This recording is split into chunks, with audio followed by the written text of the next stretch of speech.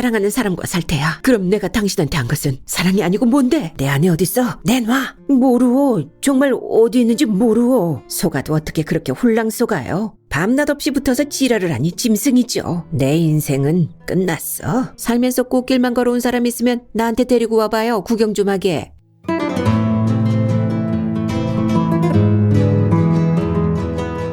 동행 최순희.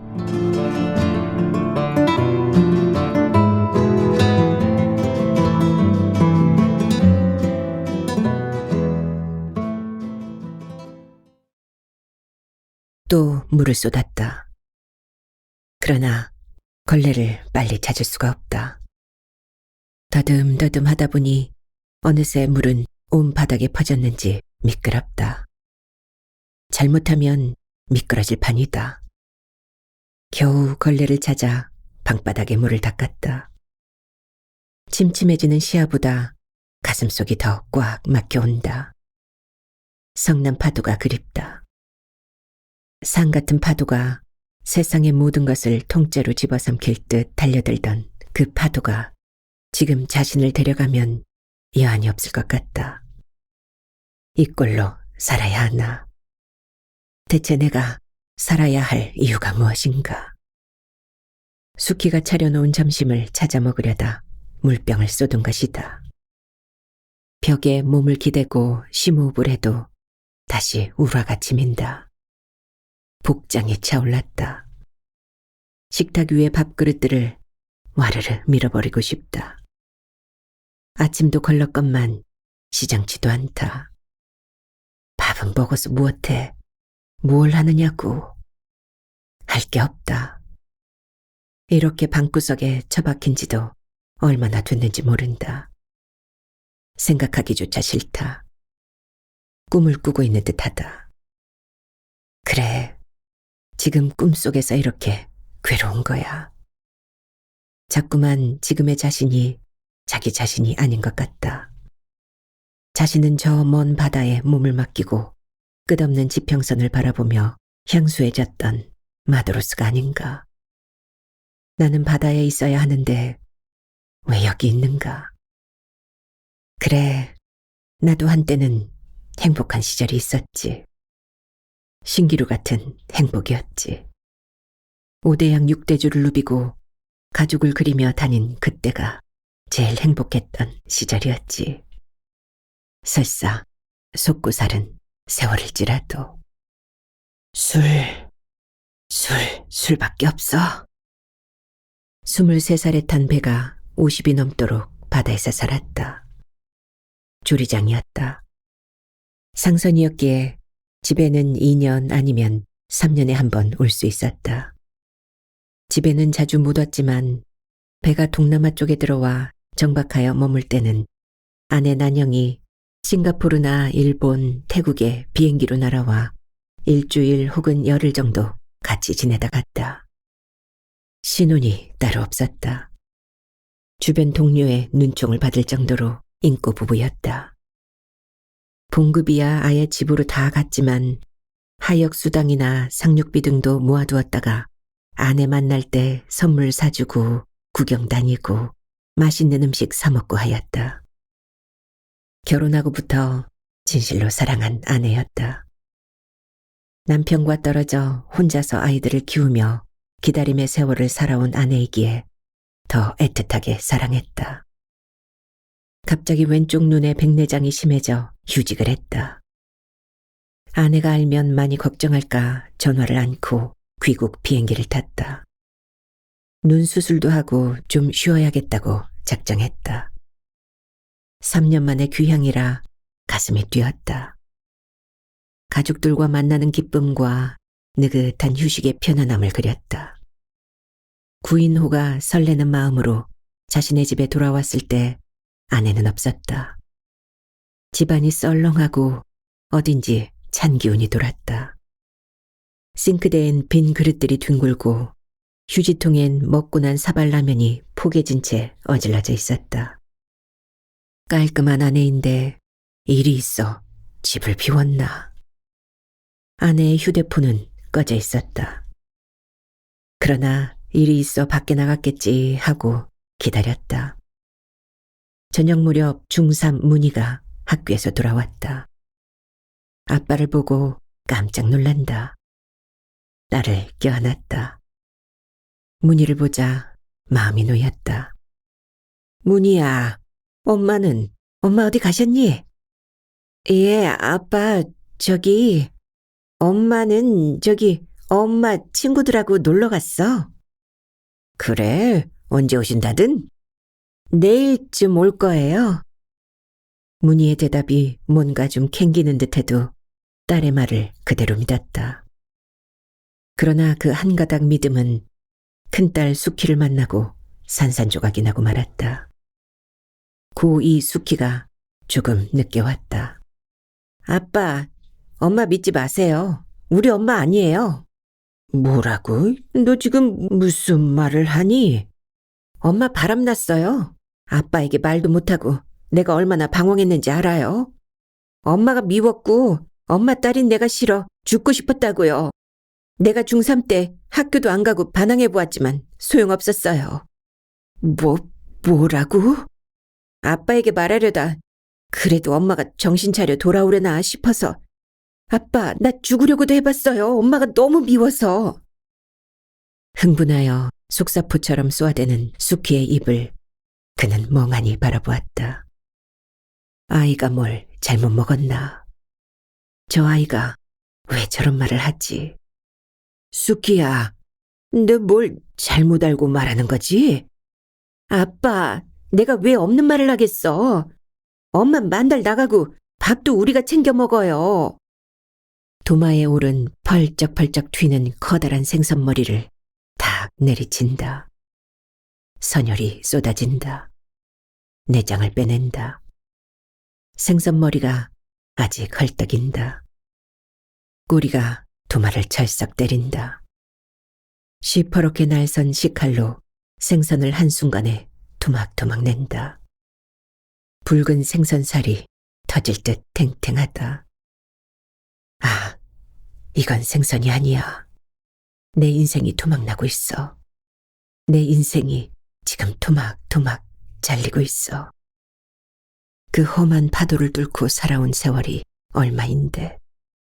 아니지, 수키가 잘못 알고 있어. 아이가 크게 오해하고 있어. 빨리 아내를 만나야 해. 절대 그럴 사람이 아니지. 내 아내만은 그럴 리가 없지. 그래, 애들 엄마를 만나면 실꿀이 풀리듯 다 풀리겠지. 아내를 놀래주려고 말없이 귀국한 결과가 이상하게 돌아가고 있다. 아내의 휴대폰은 계속 꺼져 있었다. 해가 지고 어두워도 난영은 돌아오지 않았다. 설마 하던 우려가 깊은 나락으로 떨어졌다. 눈앞에 사람도 없고 쉬이 찾을 수도 없는 현실에 말할 수 없이 불안하고 비참해져 갔다. 딸들은 그의 눈치만 살폈다. 침침한 왼쪽 눈보다 가슴이 온통 캄캄해져 갔다. 볼일로 나갔으려니 했는데 사람이 미치는 것도 순식간에 이리로구나. 구인호가 귀국하고 이틀 뒤 아내가 나타났다. 아내는 그 모습 그대로이다. 언제나 그리워한 아내이다. 순간 반가움에 아내의 손부터 덥석 잡고 싶었지만 냉정해지려 안간힘을 썼다. 아내가 자신에게 안기며 당신 언제 왔냐고 친구들과 놀러 갔다고 말하면 그냥 넘어가고 싶은 마음이었다. 자신은 아내를 밀어낼 수 없다. 사랑하니까. 두려움이 엄습한다. 제발 내 곁에 있어주라. 수키가 잘못 알고 있다고 말해주라. 당신이 없으면 난 아무것도 없어. 모든 게 무의미할 뿐이지. 내 삶은 비었어. 그는 이틀 동안 술로 버티며 식사를 전폐한 탓에 두 눈은 움푹 들어가고 얼굴은 창백해졌다. 세상을 다 태울 것 같은 분노와 원망, 허탈과 상심으로 자신을 활활 태우고 있었다. 당신 나한테 할 말 있지? 들어줄게. 말해봐. 어디 말해봐. 아니지? 수키가 오해한 거지? 당신 잘못 아니지? 난영은 얼굴을 피하며 대답이 없다. 그는 난영의 어깨를 부여잡고 애절하게 흔들었다. 난영아, 제발 정신 차려. 우리 애들 수키 문희는 생각 안 해? 걔들은 다 컸잖아요. 인호는 자신도 모르게 난영의 따귀를 때리고 말았다. 손찌검은 생전 처음이다. 너 완전 미쳤구나. 빌어도 무엇한데? 그 오랜 세월 나를 속이고. 그는 완전히 이성을 잃고 말았다. 난영을 때리기 시작했다. 머리고 등이고 팔이고 닥치는 대로 마구 때렸다. 당장 죽이고 싶었다. 아내를 죽인 벌로 한평생 감옥에 살더라도 후회하지 않으리라. 몸을 동그랗게 말아 매를 맞던 난영이 벌떡 일어나며 매몰차게 소리쳤다. 난 당신이 싫어. 죽어도 당신하고는 살기 싫단 말이야. 뭐라고? 죽어도 뭐라고 했어? 난 사랑하는 사람과 살 테야. 사랑? 그럼 내가 당신한테 한 것은 사랑이 아니고 뭔데? 그것이 무슨 사랑이야? 끝없이 기다리고 지치게 하고서 징그러워. 어떻게 그런 말을, 그걸 말이라고 짓거려? 아내는 이제껏 그가 알고 있던 아내 난영이 아니다. 참으로 낯선 여자다. 난영을 때리던 손에서 힘이 빠져나갔다. 끝장을 보는구나. 뭐라고? 죽어도 내가 싫다고? 죽어도? 당신 이제껏 말 않고 어찌 살았냐? 그 사람은 나를 위해 무엇든 다 해준단 말이야. 나는 공주처럼 대접받고 있어. 뭐? 공주? 이 옆편 내가 완전히 돌았구나. 끓어오르는 분노에 손불 맞은 멧돼지처럼 씩씩거리는 그를 피해 난영은 머뭇거리는 기색도 없이 잽싸게 현관문을 열고 나가버렸다.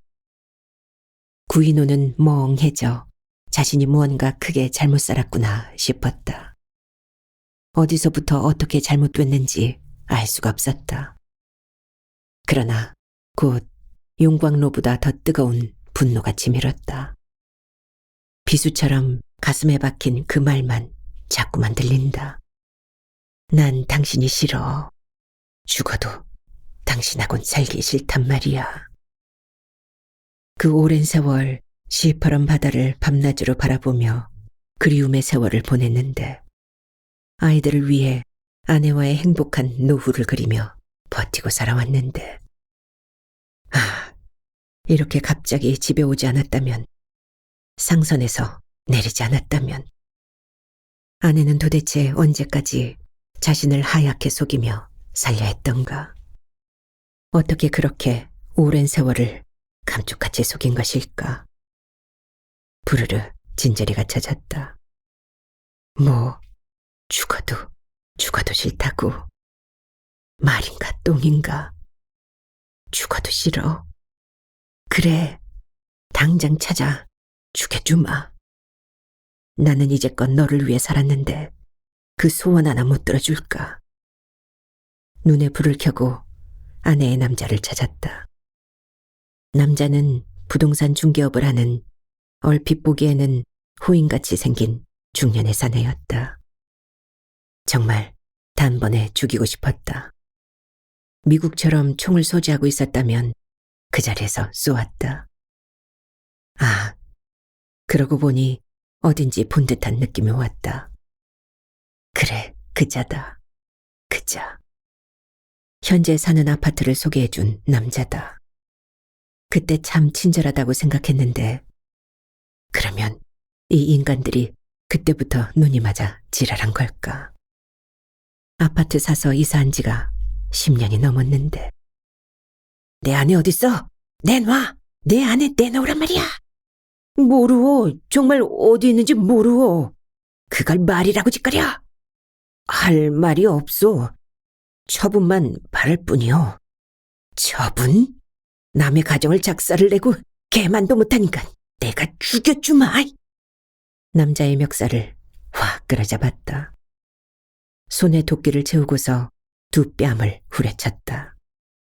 남자는 기대로 쿵 넘어졌다.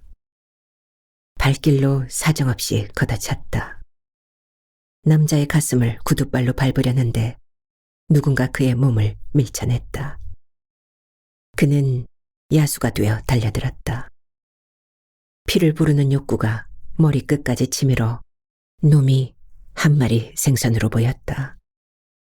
당장 토막토막 내고 싶어 눈이 뒤집어졌다.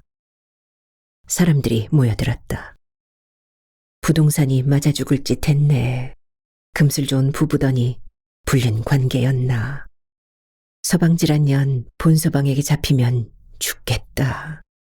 부동산 간판 내려야겠네. 이성을 잃고 미치다시피 한 그가 품속에 날카로운 잭나이프를 준비하고 남자를 찾아갔을 때 부동산은 이미 문을 닫았고 임시 휴업 안내장만 붙어 있었다. 안내장을 찢어버리고 간판에 나이프를 꽂았다. 내가 끝까지 찾아 너희 년놈을 같이 죽여 항구동에 파묻지. 각오하고 있어. 난영도 찾을 수가 없었다. 낯선 여자가 그를 찾았다.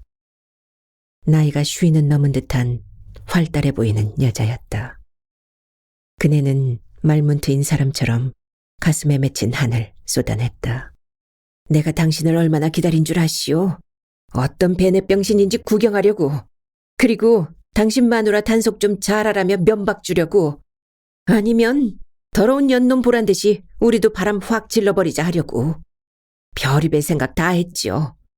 속아도 어떻게 그렇게 홀랑 속아요? 벌써 몇 년인데. 그쪽은 이제 눈이 확 뒤집히지요. 나는 이제 끝났어요. 무슨 놈의 계집이 찰거머리보다 더 질깁디다. 나한테 옷도 뜯기고 머리칼도 뽑히고 해도 소용이 없대요. 더러운 년, 사내한테 미친 년. 가장이 배를 타 외로워 바람났으면 조금 재미보다 말 거지. 새끼 보기 부끄럽지도 않은지 밤낮 없이 붙어서 지랄을 하니 짐승이죠. 인간 말종이죠. 내 눈에 흙 들어가기 전에는 저들 좋아하라고 이혼 안 해준다고 맹세했는데 내가 이혼 도장 찍었어요. 그 인간들 더럽고 역겨워 구역질이 울컥울컥 올라오는데 내가 죽겠더라고요. 사람이든 나무든 썩어가는 것들은 냄새가 좀 지독해요. 내 자식들이 아비 죽어도 안 본대요. 아휴, 그 꼴 안 보니 내가 살겠더라고요. 나 잘 살고 있어요. 생활력도 있어요. 보세요. 아직 저녁 때가 아닌데 지금도 홀에 손님 많잖아요. 남의 가정 작살내고 남편 속임에 등골 빼먹는 더러운 년. 언제까지 죽자 살자 하는지 구경이나 하죠 뭐. 옛날 말에 남의 눈에 눈물 빼면 제 눈엔 피눈물 난다고 했죠. 제 눈이 안경이라고 나 참 본서방이 10배는 더 낫건만. 복에 겨워 연병하네. 그보다 살림 챙겨보시죠. 기둥뿌리가 다 뽑혔지 뭐가 남았을까. 그 여자의 말이 사실이었다. 집에는 돈 한 푼 없었다. 공동 명의로 되어 있던 33평 아파트도 벌써 1억이나 대출받은 뒤였다. 죽지 못해 산다더니 바로 자신인 것 같다. 아내가 집을 나갔을 뿐인데 왜 자신의 삶이 태풍에 날려간 듯 흔적이 없을까? 언젠가 본 아랍의 끝없는 모래바람 사막에 혼자 남겨진 이 절망감은 아이들이 있는데 아이들이 있어 다행이라는 마음도 없었다. 그냥 자신의 인생이 끝장났다고 여겨졌다. 딸들은 내가 없어도 살겠지. 무능한 아빠라고 비웃겠지. 애들 보기도 너무 부끄럽다. 나가려 해도 갈 데가 없다. 생소주를 들이부어선지 눈이 더 침침해져 갔다. 눈이 멀어 행렬병자처럼 거리를 돌아다니겠지. 그러다 낯선 길에서 그만 죽어버리겠지. 여동생 인희가 내려와 결단을 내렸다. 난영이 집을 담보로 대출까지 받아버린 사는 아파트를 처분하여 은행에 대출금을 갚고 20평짜리 빌라를 사서 이사를 했다. 그는 뱀구멍처럼 끔찍했다. 아이들도 찬성했다. 작아도 방이 3개였다. 회사에 사직서를 냈다. 인희는 강력하게 주장해서 퇴직금 대부분을 연금으로 돌리게 했고 수키와 문희에게 고등학교 졸업까지만 학비를 대줄 수 있다고 선언했다. 아빠 걱정하지 마세요. 고교 졸업하고 취직할 거예요. 저는 공부는 별로라 이 다음에 하고 싶을 때 할래요. 요즘은 평생교육이잖아요. 수키가 진학하고 싶다면 제가 도울게요. 아빠는 건강이나 챙기세요. 아빠 눈이 걱정이에요. 우리가 정말 미안해요. 엄마 못 지켜서. 아이들은 뜻밖의 성숙해져 있었다. 그는 이사하는 와중에도 남의 일처럼 꼼짝을 않았다. 될 대로 되라지. 세상 만사가 귀찮았다. 식사를 전폐하고 독한 술만 매일 마신 탓인지 오른쪽 눈까지 침침해져 갔다. 소경이 되면 어떠랴 하고 있는데 딸들의 성화에 못 견디어 안과 병원에 갔다. 의사는 고개를 저었다. 2 눈 다 이상이 있다고 하였다. 종합병원에 가라고 소견서를 써주었다. 종합병원에서도 마찬가지였다. 수술은 하겠지만 상태가 안 좋아 지속적인 치료를 받는 수밖에 없다고 했다. 절망에 절망이 덮쳤지만 아내의 일을 알았을 때보다 덤덤했다. 눈 수술만은 진작 받지 않았던 게 잠깐 후회되었지만 그러다가도 무슨 애착에 일어나 싶었다. 자신의 처참한 인생 끝자락이 훤히 보였다. 죽었으면 죽었지 구차하게 살고 싶지 않다. 애들에게 짐이 되긴 싫다. 그러다 보니 자신은 바다가 아닌 무태서는 적응이 어려운 나고자가 아닌가. 바보, 등신. 난영을 사랑했던 만큼 저주가 퍼부어졌다. 어차피 끝난 내 인생, 너를 용서하면 사람이 아니지. 죽음. 억울해서도 혼자는 못 죽지. 나 혼자 죽지는 않을 것이다. 그는 회칼을 갈기 시작했다. 시퍼렇게 나를 세웠다. 수십 년 세월 함께한 장인의 주방칼이다. 그는 자신이 필히 살인을 할 것 같은 예감이 들었다. 처참하게 난영을 살해하는 장면이 자꾸만 떠올랐다.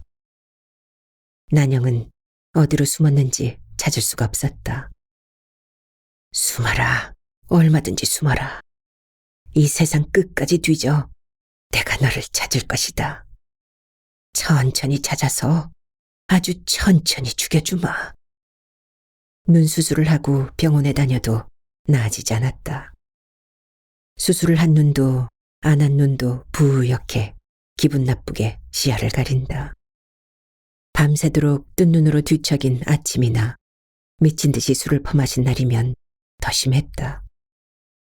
울화가 침일수록 눈은 나빠져 갔다.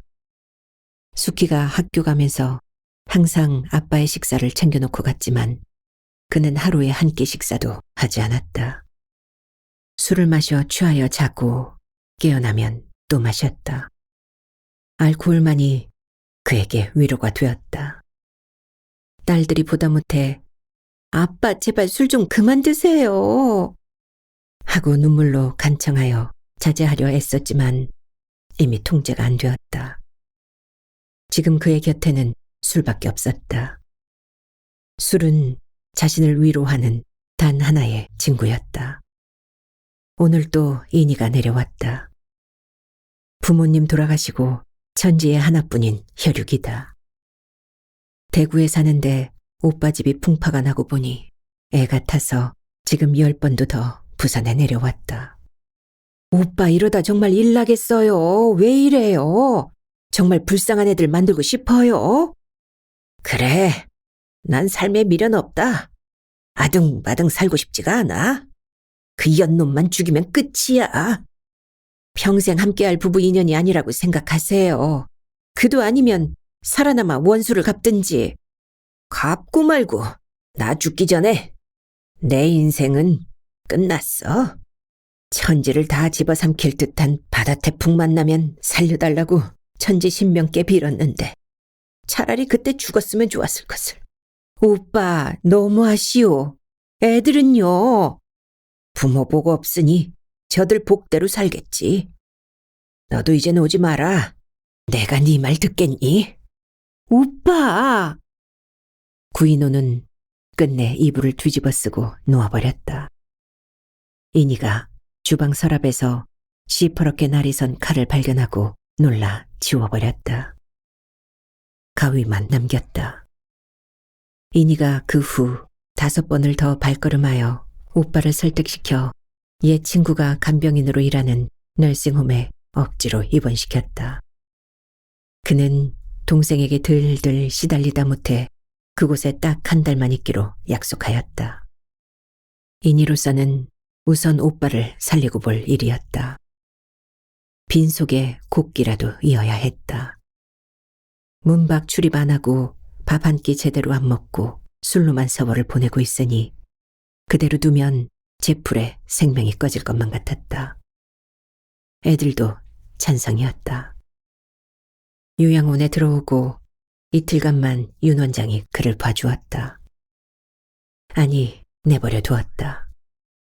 밤이고 낮이고 누워만 있고 식사도 거절하고 들어올 때 몰래 갖고 온 소주만 마신다고 옥미향 간병인을 통해 상세히 듣고 있다.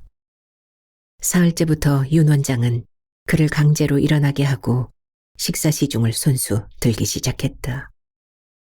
숟가락에 밥을 떠서 그가 입을 벌릴 때까지 버티었다. 꼴이 가관이었다. 여긴 몸 아픈 노인들이 오는 요양원이요. 당신은 노인도 아니라 안이 받아주려 했는데 하도 사정해서 식사만 하게 봐달래서 입원시켰는데 이게 뭡니까? 우리 널싱홈에 굶어 죽은 환자 나오면 여기 문 닫아야 하거든요. 겨우 마음 붙이고 지내시는 노인네들 어디로 보낼 거예요? 그리고 구인호 씨, 당신 나와 동갑입디다. 여자인 나도 이렇게 열심히 뛰는데 여기 환자분들 당신보다 대개 20살은 더 자셨어요. 겨우 쉰 된 나이에 웬 상늙은이 행세를 합니까? 긴 인생 살아오면서 모진 풍파 안 겪은 사람이 있어요? 곡절 없는 사람이 있는 줄 아세요? 살면서 꽃길만 걸어온 사람 있으면 나한테 데리고 와봐요. 구경 좀 하게. 윤 원장이 혈압이 오르는지 음성이 한 옥타브 올라간다. 미향이 얼른 숟가락을 받아든다. 원장님, 사람이 입맛 없으면 한 끼 건널 수도 있죠. 그래도 생명 부지할 만치는 억지로라도 먹어야지. 사람 허파 뒤집어지게. 예, 잘 알겠습니다. 원장님 허파 안 뒤집어지게 제가 대신 먹죠, 먹어. 미향의 너스레에 윤 원장도 마음이 풀려 방을 나갔다. 식사 잘 하셨어요? 당번이 아니면 일요일은 항상 봉사 가고 월요일에 출근한 미향이 그의 방을 찾아왔다. 그는 돌아누워 대답을 하지 않았다. 미향이 다가와 그의 안색을 살피더니 손을 뻗어 이마를 짚는다. 이 여자가 왜 이래? 그는 숨이 턱 멎는 듯했다. 미향의 채추가 풍긴다. 열은 없네요. 자, 일어나세요. 식사하셔야죠. 나중에 먹을 테니 두고 가세요. 안 돼요. 원장님이 식사한 식판 가져오라 하셔요. 그리고 내일부터 식탁에 나와 식사하시래요. 미향은 억지로 그를 일으켰다. 숟가락에 밥을 뜨고 김치를 올려 그의 입으로 디밀었다. 점심 식판도 미향이 들고 왔다. 생글생글 웃는다. 친구인 인희의 간곡한 당부를 받아서일까. 미향은 성의를 다해 그를 보살피는 듯했다. 조금 드시지만 그래도 얼굴이 좋아지셨어요. 희망이 보여요. 희망?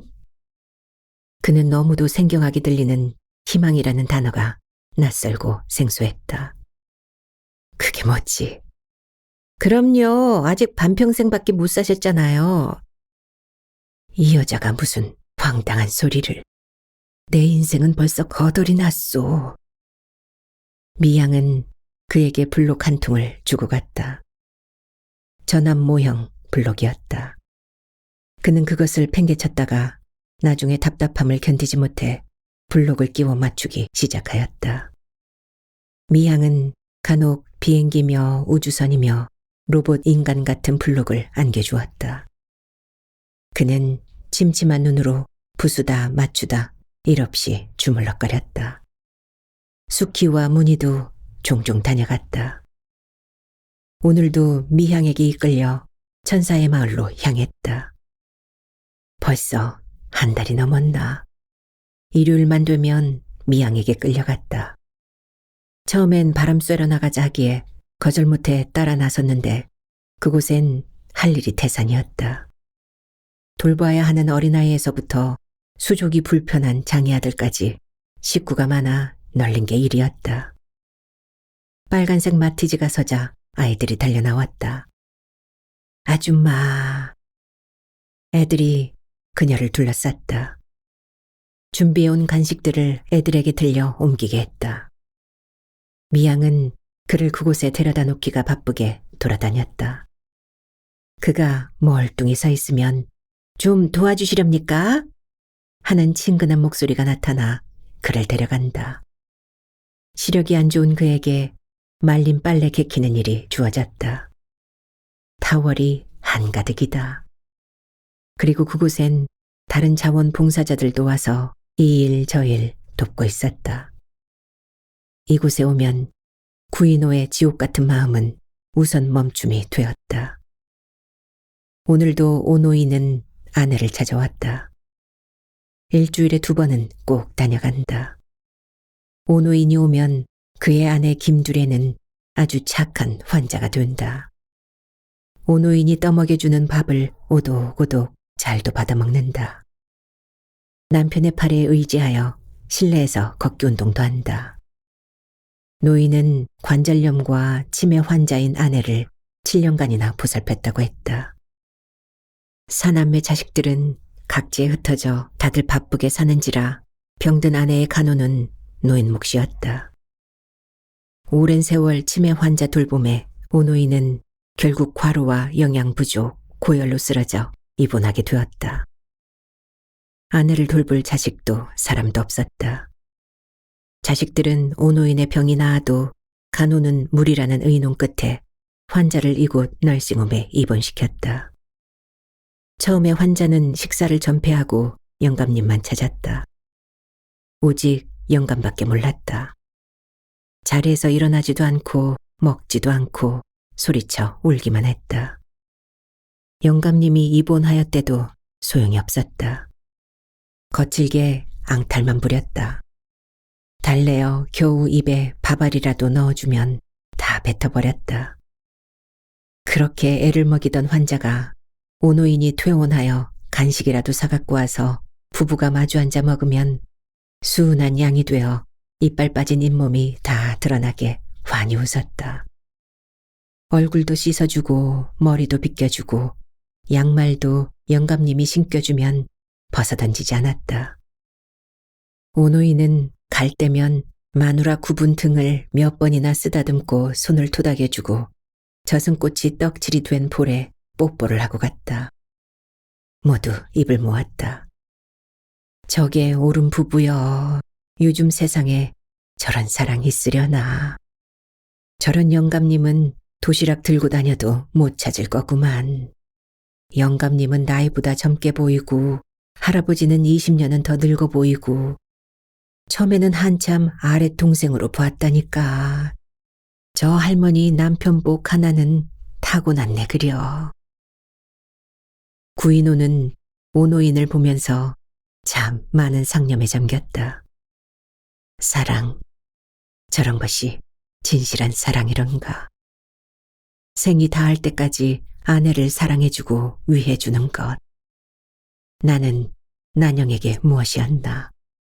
어떤 존재였었나. 기다림에 지친 아내의 외로움을 얼마나 이해하여 주었던가. 생활비를 보낸다는 것만으로 의무를 다한 듯.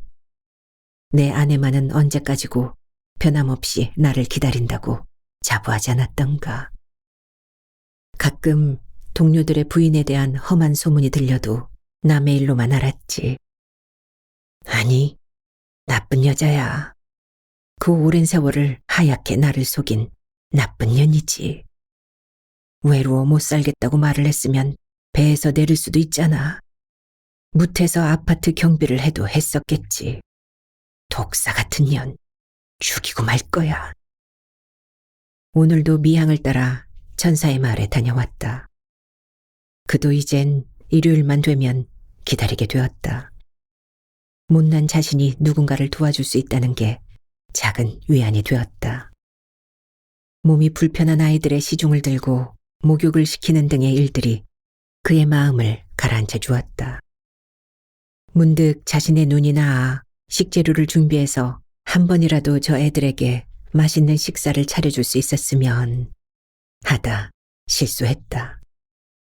아직도 심장에 꽂힌 생채기가 너울 파도처럼 요동을 치는데. 인이는 가끔 다녀가면서 사람에게 받은 상처는 사람으로 치유된다고 오빠가 들리게 중얼거렸다. 그는 고개를 저었다. 자신이 생각해도 말도 안 된다. 미향은 나를 동정하고 있는 거야. 인이 당부 때문에 나를 돌보는 게 아닌가. 한 달만 있겠다고 선언하고 이곳에 온 지 벌써 3개월이 넘었다. 그는 이곳을 선뜻 떠나지 못하고 있다. 미향 때문에. 그녀의 신상도 인이의 흘림으로 조금 알게 됐다. 폭력 남편을 만나 매맞는 여자였다. 온갖 노력에도 남편의 못된 버릇은 고쳐지지 않았다. 이후는 어림도 없고 하나뿐인 딸 자식을 데리고 친구들 집에라도 숨으면 남자는 그녀의 친정에 가서 행패를 부렸다. 10년을 죽지 못해 살았다. 몹시도 무덥던 어느 여름 날밤, 남자는 음주운전 상태에서 고속도로를 역주행하다 트럭과 승용차 등 2중 3중 충돌로 현장에서 즉사하였다. 구인호는 고민에 빠졌다. 이 나이에 내 처지에 가당키 난 일인가. 그러나 어쩌랴. 가슴이 뜨겁게 타오르는 것을. 마지막 불꽃이라서 이렇게 뜨거울까. 누군가가 말했었지. 사랑과 기침은 숨길 수 없다고. 그는 또다시 식사를 제대로 못하고 열병을 앓기 시작했다. 의식 속에서 무의식 속에서도 오직 미향만이 존재할 뿐이었다. 미향의 걱정이 깊어갔다. 남자가 식사도 거절하고 죽은 듯이 누워만 있다. 잘 따라다니던 의료 봉사도 빠지고 있다. 무엇보다 근래 와서 자신을 피하는 게 꼭 철부지 소년이 시위하는 듯하다. 미향도 힘이 빠졌다.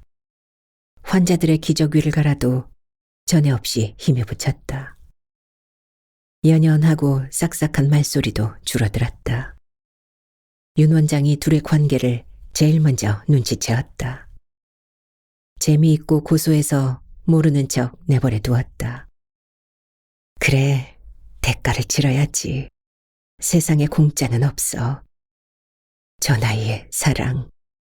저렇듯 가슴앓이하고 말도 못하는 뜨거운 사랑을 하다니. 더 많이 아파하고 더 많이 그리워하라고 해.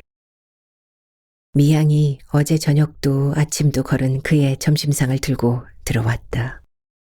며칠 사이에 구인호의 얼굴은 정말 나빠져 있었다. 수염까지 깎지 않아 더욱 해쓱해 보였다. 미우면서도 가슴이 아린다. 사람이 들어가도 꿈쩍도 하지 않는다. 일어나지도 않고 정말 식사 안 하실 거예요? 왜요? 굶어 죽으려고요? 그럼 우리 같이 죽읍시다. 나도 살기 싫거든요. 남자가 벌떡 일어났다. 미양 씨가 왜? 미양의 눈에서 눈물이 흘렀다. 그는 너무 놀라 뒤로 물러났다. 미양이 밥 한 술을 떠서 그 위에 생선 한 점을 얹어 그의 코앞에 디밀었다. 이 밥 안 먹으면 나 다시 못 볼 거예요. 선택하세요. 미양이 눈물로 떠주는 그 밥을 어찌 거절하랴.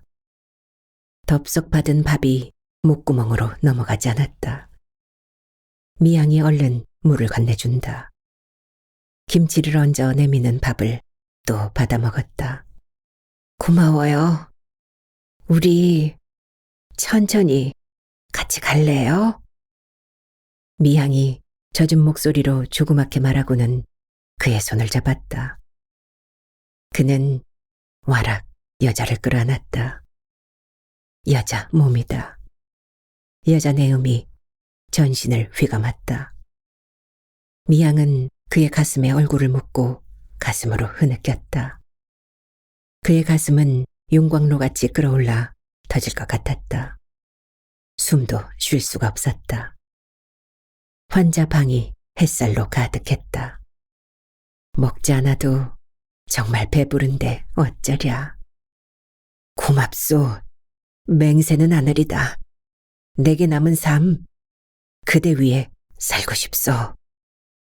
앞이 보이기 시작했다. 수키야, 문이야.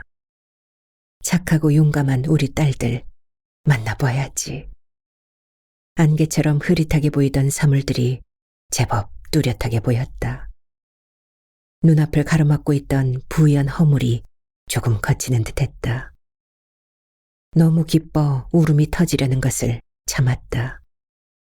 일시적인 현상인가 싶기도 하고 이러다 다시 또 가려지려나 두려움이 밀려왔다.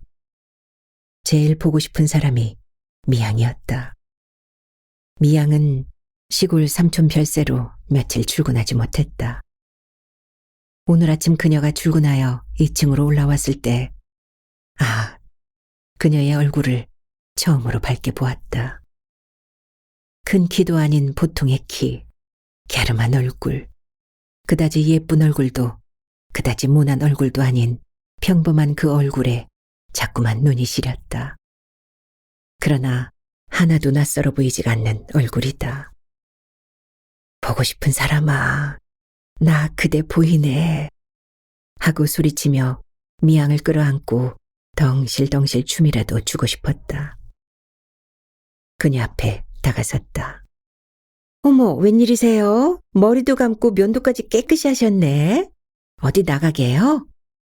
아니요. 그대 기다리고 있었소. 미양의 손을 꽉 잡았다. 미양의 손은 따뜻한 사람의 손이다. 그 손을 잡고 베란다로 나갔다. 미양은 조금 긴 머리를 묶고 있었다. 눈물이 핑 돌았다. 어디 많이 아프세요? 왜 이래요? 미양 씨, 나 그대 잘 보이요. 예? 뭐라고요? 그대 얼굴이 눈도 코도 이마, 입술, 머리카락까지도 뚜렷이 보인다 말이오. 어머머 세상에. 세상에 정말로 내 얼굴이 잘 보여요? 그렇다니까. 정말 잘 보이오. 미양은 그를 와락 끌어안았다. 그도 미양을 부둥켜 안았다. 사람들이 거실에 나와서 그들을 쳐다보고 있었다. 윤 원장도 와 있었다. 미양이 소리쳤다. 원장님, 여러분들, 우리 인호 씨 눈 떴어요. 보인대요. 잘 보인대요. 우와, 박수가 터졌다. 다들 내일처럼 기뻐했다. 윤 원장이 그들 손을 잡았다. 구인호 씨, 정말 축하합니다. 대단한 인간 승리군요. 돌아가신 박춘자님이 저 세상에서 정말 기뻐하시겠습니다. 구인호 씨 밝은 빛 보아야 한다고 아드님한테 사정하시더니 세상에.